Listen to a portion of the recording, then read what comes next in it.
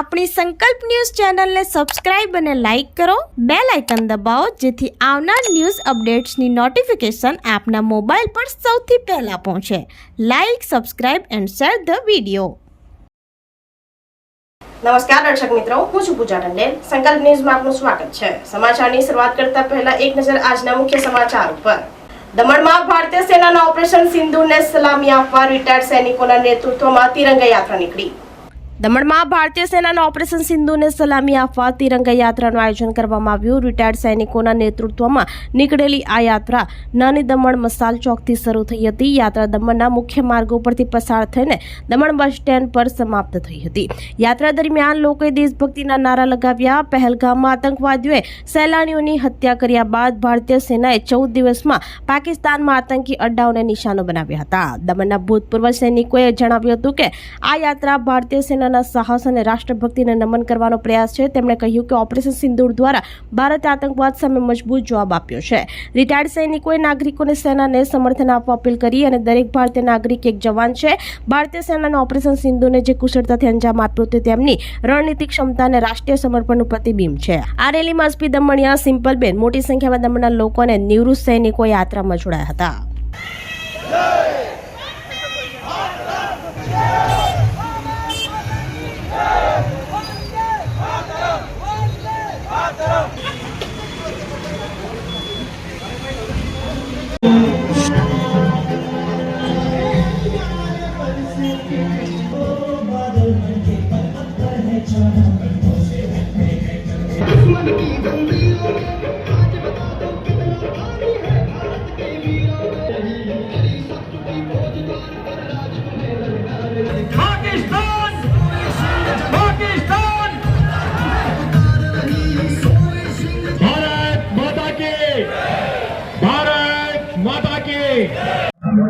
દમણમાં રહેતા પૂર્વ સૈનિકો દ્વારા આ રેલીનું આયોજન કરવામાં આવ્યું હતું.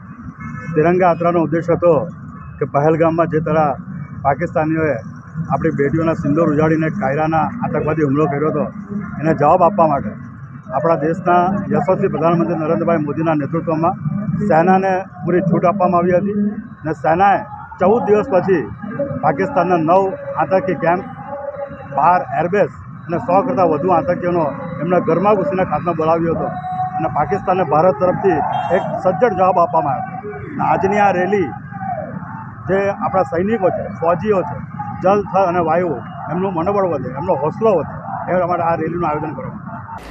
ધરમપુર વન સેવા મહાવિદ્યાલય બીઆરએસ કોલેજ ખાતે નોકરીમાં ગેરન્યાયિક પ્રક્રિયાના આક્ષેપો સાથે મામલતદારને આવેદનપત્ર આપ્યું. સરકાર દ્વારા મંજૂર કરાયેલી શૈક્ષણિક અને બિન શૈક્ષણિક જગ્યાઓમાં નોકરીમાં ભરતી બાબતે યોગ્ય તપાસની માંગ કરી.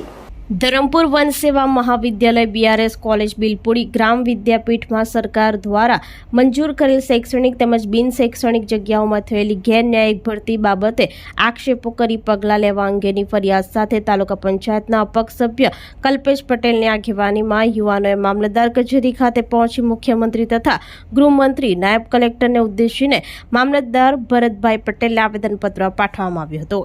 ગૃહપતિની નોકરીવાળી જગ્યા બાબતે આપવામાં આવેલી નોકરી અંગે યોગ્ય તપાસ કરી અરજદારને ન્યાય અપાવી નોકરી બાબતે થયેલ ગેરન્યાયિક પ્રક્રિયા બાબતે યોગ્ય તપાસ કરી ગેરનીતિ આચરનારી સમૂહ તેમજ સંસ્થાના અધિકારી વિરુદ્ધ ન્યાયિક પગલાં ભરવાની માંગણી કરવામાં આવતા ચકચાર મચી જવા પામી હતી.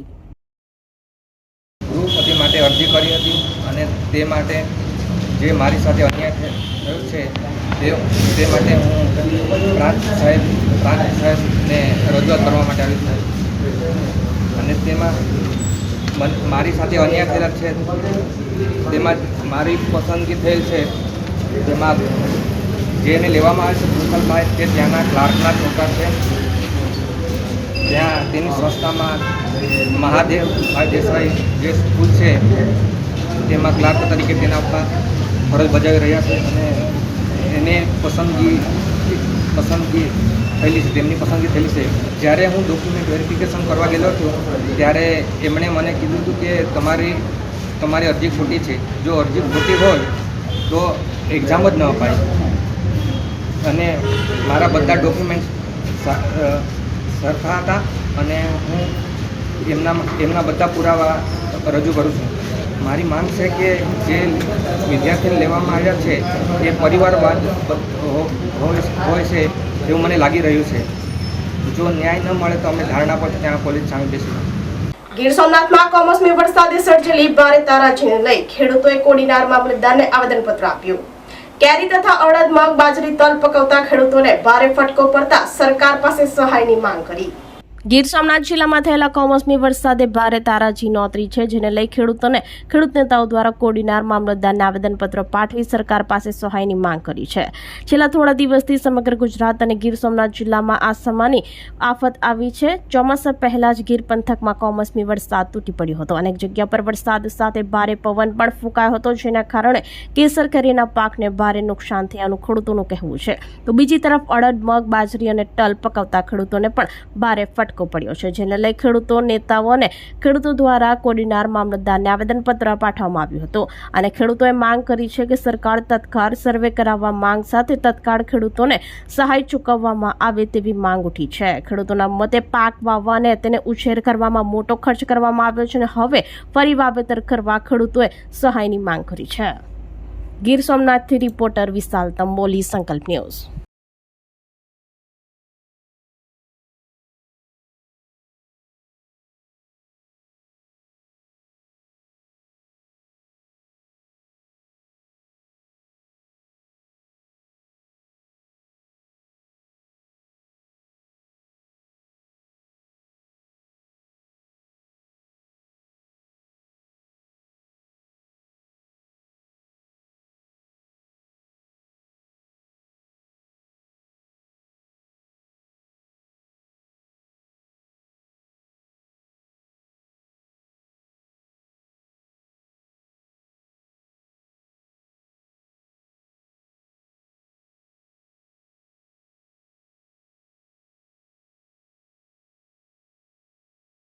આજે અમે ખેડૂત એકતા સમિતિ અને ખેડૂત મંડળો આવેદનપત્ર આપવામાં આવ્યું છે મામલતદાર સાહેબને.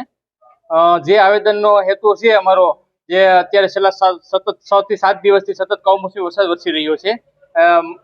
કમોસમી વરસાદે માઝા મૂકી છે. ખેડૂતોને કઠોળ પાક, બાગાયતી પાકમાં અનેક પ્રકારનું નુકસાન છે, અનકેનું નુકસાન થયું છે.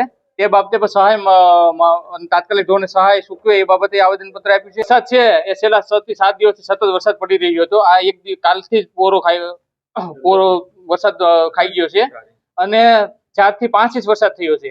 અને ખેડૂતોને જે કઠોળ પાકમાં છે, મગ, અડદ છે, તલ છે, બાજરી છે, એવા જે રાગજાત છે એવા કઠોળને મોટું નુકસાન થયું છે. મારી માંગ છે સરકારશ્રીને કે અમે ખેડૂતો આવેદનપત્ર આપી મીડિયા મારફત રજૂઆત કરે, એટલે એક ખેડૂત પુત્ર તરીકે ખેડૂતોને તાત્કાલિક સહાય ચૂકવે અને તાત્કાલિક ધોરણે સર્વે કરાવે અને તાત્કાલિક ખેડૂતોને ન્યાય મળે એવી મારી માગણી છે. છેલ્લા 5-6 દિવસથી કમોસમી વરસાદ 5 થી 6 ઇંચની આજુબાજુ પડ્યો છે. એને કારણે કઠોળ વર્ગ અને અન્ય બીજા પાકોની અંદર અને બાગાયતી પાકોમાં મોટું નુકસાન થયું છે. તો આ બાબતે સરકારશ્રી તરફથી ખેડૂતોને એક પ્રોત્સાહન કે સહાય નહીં આપવામાં આવે તો આવતી સાલ કઠોળ જેવા પાકો અને એને વાવતા બંધ થઈ જશે. એટલું જ નહીં, પણ બાગાયતી પાકમાં વાર્ષિક એક જ વખત આંબાનો પાક આવે છે. એમાં આવી નુકસાન થશે તો એક તો મોર ખરી ગયેલો શરૂઆતમાં, અને એમાંય આ પાછો કમોસમી વરસાદને કારણે જે થોડો ઘણો પાક થયો છે એ પણ નાશ પામશે. તો ખેડૂતો આંબાની ખેતી પણ કાઢતા જશે. અંદાજે ખેડૂતના પ્રમાણમાં, બાગાયતીના પ્રમાણમાં એની જે કંઈ એનો પાક છે એમાં 50% તો એ નુકસાનીમાં ગયો છે. આવેદન તો સરકાર સુધી આ અવાજ જાય અને સરકારને ધ્યાને આ વાત આવે તો સરકાર એની તપાસ એના માધ્યમથી ખેતીવાડી ખાતા મારફતે એની તપાસ થાય અને એ અહેવાલમાં કંઈક વિચારી અને કમસે કમ એને થોડી ઘણી પણ સહાય હશે તો આ ખેડૂત જીવતો રહેશે. તો આ હતા સમાચારો. નવા સમાચારો સાથે કાલે ફરી મળીશું. નમસ્કાર.